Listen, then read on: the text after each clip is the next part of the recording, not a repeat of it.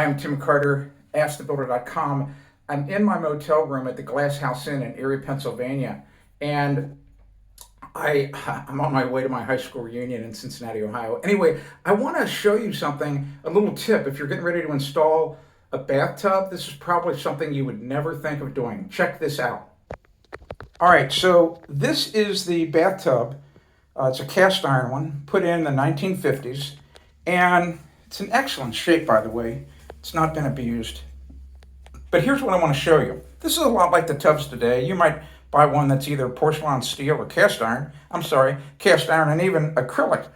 But look at this. So here is trying to get my finger in here. Here's the apron, what we call the apron, the decorative part of the tub that you see. But look at here. Look at the gap between here and the sidewall of the tub. If we were to flip the tub upside down, that's about a 7-inch area of just air. And then around the entire tub, trying to get my finger here, around this entire tub, all here, all on these sidewalls, there's about a 2 or 3 inch gap of air between these parts of the tub and the wall, the stud wall. Well, imagine if you packed all this with fiberglass insulation, like all of this, like all of the apron, all of the sidewalls, the back, the side, the front, and packed all of that with fiberglass.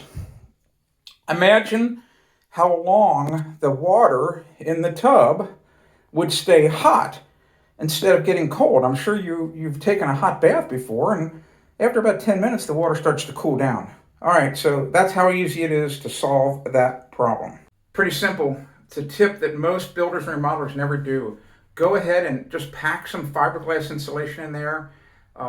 You'll have the warmest baths for the longest time that you could ever imagine. I did it on all my jobs. My customers loved it. I'm Tim Carter, AskTheBuilder.com. If you want to discover more home improvement tips, go to AskTheBuilder.com.